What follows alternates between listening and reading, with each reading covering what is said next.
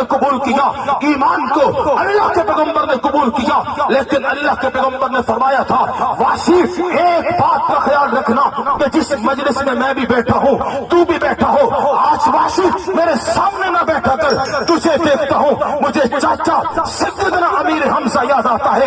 اتنا بڑا کام حضرت واشی سے ہوا، لیکن جب پیغمبر کا صحابی بنا اور میرا عقیدہ میرے اکابر علماء دیوبند کا یہ عقیدہ ایمان اور نظریہ ہے کہ ساری دنیا کائنات مل کر پیغمبر کے صحابی کی عظمت کا مقابلہ نہیں کر سکتی، ساری دنیا کے تابعین تبع تابعین ائمہ مجتہدین فقہاء محدثین امام اعظم ابو حنیفہ امام شافعی امام مالک امام احمد بن حنبل امام بخاری امام ترمذی امام نسائی امام ابو داؤد ابن ماجہ تفسیر کبیر کا امام رازی رحمۃ اللہ علیہ بدر الدین عینی امام رازی رحمۃ اللہ علیہ شیخ عبد القادر جیلانی معین الدین چشتی اجمیری جیسے لاکھوں علماء اتقیاء اصفیاء آقا کریم علیہ الصلوۃ والسلام کی اس صحابی کی عظمت کا نہ مقابلہ کر سکتے ہیں، نہ پیغمبر کے اس صحابی کی شان کا مقابلہ کر سکتے ہیں۔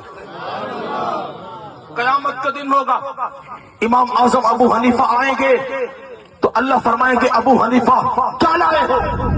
امام اعظم ابو حنیفہ فرمائیں گے اللہ فقہ لایا ہوں۔ امام بخاری آئیں گے، اللہ پوچھیں گے بخاری کیا لایا ہے؟ امام بخاری کہیں گے اللہ صحیح البخاری لایا ہوں۔ اولیاء آئیں گے کیا لائے ہو؟ اللہ ولایت لائے ہیں۔ خطباء آئیں گے کیا لائے ہو؟ اللہ خطابت لائے ہیں۔ حفاظ آئیں گے کیا لائے ہو؟ اللہ حفظ لائے ہیں۔ قرہ آئیں گے اللہ کیا لائے؟ اللہ فرمائیں گے کیا لائے ہو؟ اللہ اپنی قرات لائے ہیں۔ لیکن جب بات پیغمبر کے صحابہ کی آئے گی اللہ کے دربار میں، جب جناب ابو بکر آئیں گے، عمر آئیں گے، عثمان آئیں گے، علی آئیں گے، طلحہ زبیر سعد سعید، جب حبشے کا بلال آئے گا، فارس کا سلمان آئے گا، سہیب کرومی آئے گا، اللہ فرمائیں گے صحابہ بتاؤ میری بارگاہ میں کیا لائے ہو؟ صحابہ فرمائیں گے اللہ آج ہمارے دامن میں یا تو تیری رضا ہے یا دیدار مصطفیٰ ہے۔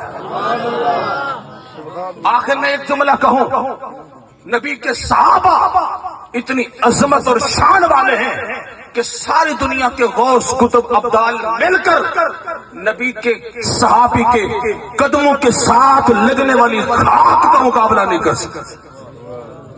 نبی کے صحابہ اتنے پاکیزہ اور پاک دامن ہیں، صحابہ اگر دامن نچوڑ دیں تو آسمانوں کے فرشتے وضو کرنا ساتھ سمجھتے۔ صحابہ اتنی شان اور مقام والے ہیں کہ جن کے قدموں کے تلووں سے جنت کی حوریں اپنی آنکھیں ملنا اعزاز اور سعادت سمجھتے۔